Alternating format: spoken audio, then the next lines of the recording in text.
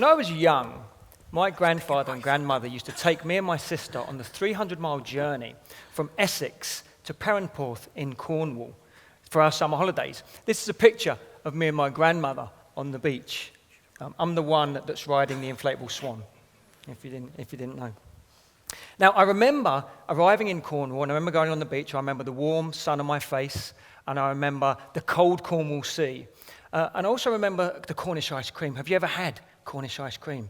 Oh, it's beautiful. It's made with clotted cream, so it's really creamy and rich and cold. The other thing I remember is my old granddad untying the suitcases from the top of his Rover P5 coupe. And they were always really heavy. I'm convinced that they were full of my sister's Enid Blyton books, those 5 Go to Smotherless Cove books that she used to always read. And she used to bring them on holiday. But my granddad used to untie them, and they were heavy, and he used to take them up to his hotel room. But my granddad was strong. He'd been in the submarines during World War II, so he could easily manage some heavy suitcases. Now, around about the same time that I was riding on that inflatable swan in the sea, a man named Bernard Sado was coming back from his holiday in Aruba with his wife. And he was traveling through an airport, and similar to my granddad, he was carrying some very heavy suitcases. And as he was going through the airport, he saw an airport porter wheeling some heavy machinery on a wheeled platform. And he turned to his wife and he said, "That's what we need.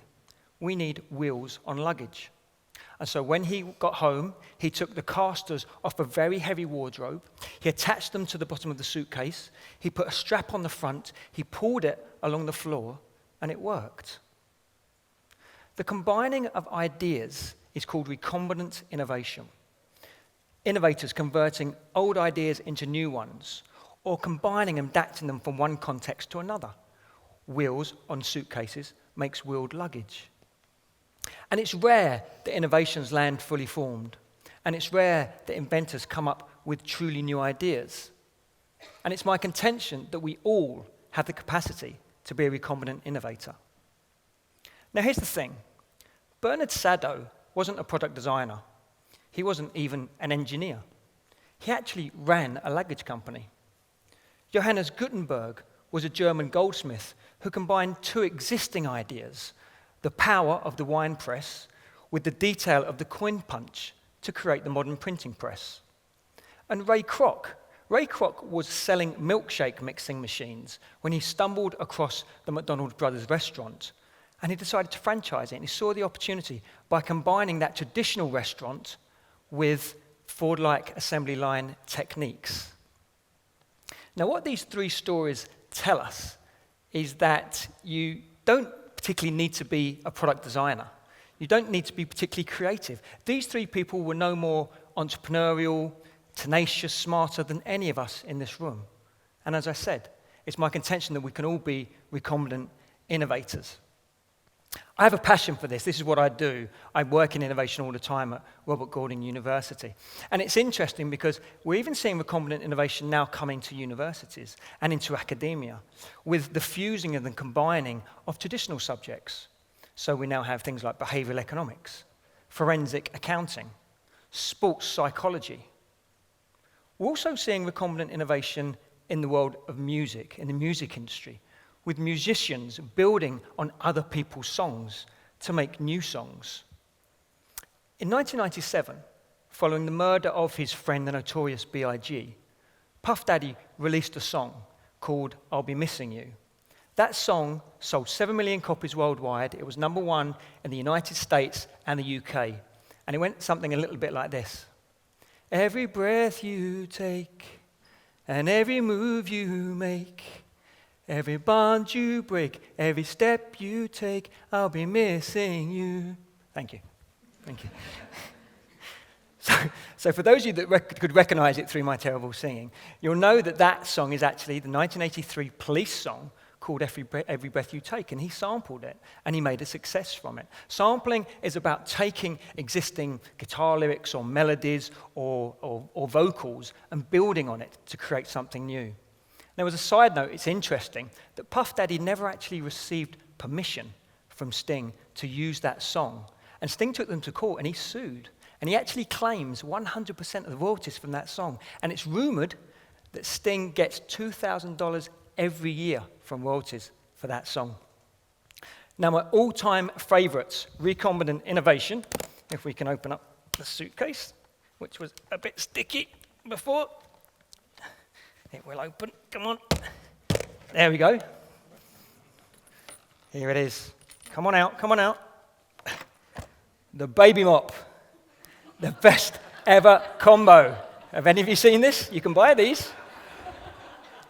So, the baby mop. It is basically a traditional mop with a baby's romper suit, modelled beautifully by my daughter's toy sloth. So this is what you do. You get the baby mop, you put it on your baby crawls around the floor, mopping it as it goes while you put your feet up and have a cup of tea. When I first saw this, it was the instructions that really got me. So number 3 instruction, don't put your stick in your baby while you're mopping the floor. And number 4 is make sure you take it off your baby before you decide to wring it out. So I'll just leave him there. So here's the problem. We're increasingly living in a world where our peripheral vision is being restricted and our opportunities to combine ideas is being curtailed. We work in organizations and we work in departments surrounded by people with very similar expertise to our own. Think about it, HR, finance, marketing, and that restricts our exposure to new ideas and contexts. Travel restrictions brought about by global pandemics or our own desire to reduce our carbon footprint mean we're not going abroad as much and going beyond our shores, restricting our exposure to new ideas and contexts. And in the virtual world, filter bubbles dictate what we encounter. Go onto Netflix, go onto Amazon, go onto Spotify, and their algorithms decide and recommend what we see, what we hear, what we listen to, based on what we've already seen, listened to, and bought, restricting our exposure to new ideas and contexts. So what can we all do about it? And how can the organizations that we work in create that fertile ground for recombinant innovation to flourish? Well, today I propose a 3-point plan that goes beyond the away days, the hackathons, the suggestion boxes, but fundamentally changes the way we act, behave, and think. Point number 1 is that we need to connect people. We need to connect people throughout our organizations, and we need to become brokers in those organizations to connect people. And we need to embrace the differences that makes everybody different. Let me give you a classic example of a way that we can learn from different people through connection. In 2003, the cardiac team at Great Ormond Street Hospital were worried. They were worried about the transfer of very sick children and infants from the operating theatre to the intensive care unit, a highly complex procedure where even the smallest of errors could have fatal consequences. After a particularly busy 12-hour shift, 2 people, a cardiac surgeon named Martin Elliott and an intensive care specialist by the name of Dr. Alan Goldman, sat down to watch a Grand Prix Formula One race, and it came to the pit stop. And they watched in amazement as a pit crew came together under huge pressure and in a very dangerous situation and managed to change the tyres, fill it with petrol, clear the ear intakes, and set the car off safely within 7 seconds. And they turned to each other and they said, wouldn't it be amazing if we could learn lessons from that and bring that back into the hospital, back into our surgery? And so they approached McLaren and Ferrari, and after a number of conversations, a number of visits, they took a number of recommendations and brought them back into the hospital, a number of human factors and a human design factors back into the hospital. And the results were outstanding. And industrial psychologists did a study across 27 operations and found the number of non-technical errors were reduced by 40%. It was an incredible example of learning from different settings. The second point of my 3-point plan is that we need to prioritize cultural diversity. And we need to embrace all those things that make each one of us extraordinary, because we all see the world through slightly different lenses. Recombinant innovation has at its core the collective brain, and cultural diversity brings that collective intelligence. And the more that we have that collective intelligence, the more we can see a more comprehensive picture of the whole, and we can start to challenge and solve some of the challenges that we have in our society. One challenge that we have in our society at the moment is cybercrime.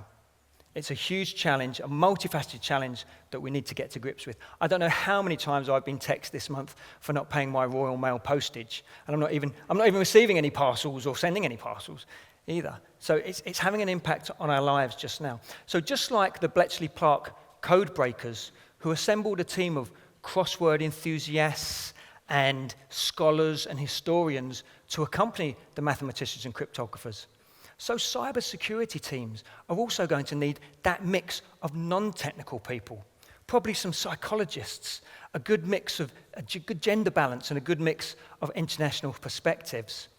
Because to understand how a hacking syndicate are going to act and behave is going to be difficult for a technical team who just have a technical background. They're going to have blind spots and they're going to have a blinkered mindset, which you won't get with a diverse mix of problem solvers who can see lots of different frames of reference when meeting the challenge. And my third point is that we need to create time and space for recombinant innovation. We need to create the space for people to connect. And this was a cornerstone of Bill Hewlett and David Packard's philosophy, the HP way, which includes coffee breaks at fixed times during the day, where they encourage their staff to come out behind their desks and to meet and to share ideas, useful ideas, with their colleagues in a relaxed and informal atmosphere.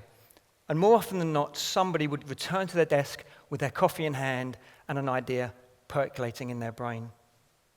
And finally, we need to create space for people to fail, safe space for people to learn and to fail and to learn again. It's very important because recombinant innovation is about mixing ideas. It's about blending them. It's about building them one on top of another, like Jenga. And sometimes, like Jenga, if you played it, things don't always work out. Things don't always go as planned. And so we need to create that safe space for people to try and to fail. And one way that we can do that in practice is, instead of focusing on 2 or 3 big projects, encourage and conduct a number of small experiments, knowing that the majority won't work out. But if we try and try, we'll finally find something that does work, and we'll take learnings from the ones that didn't work, and we can ask illuminating and insightful questions and create that culture of continuous learning. The majority of innovations don't come from individual geniuses working in sheds or in labs or in garages. And they rarely come from people jumping out of the bath or jumping out of the bed, having these classic eureka moments. They're more like Lego pieces, recombining and building again and again to create something new again and again. And we can all question assumptions and conventions, and we can all spot opportunities to turn old ideas into new ones. And we can all travel the road to be recombinant innovators if we connect with people to gain new insights, if we prioritize and embrace cultural diversity, and if we create the space for this to happen. I hope you'll enjoy the journey. Just don't forget your wheeled suitcase. Thank you.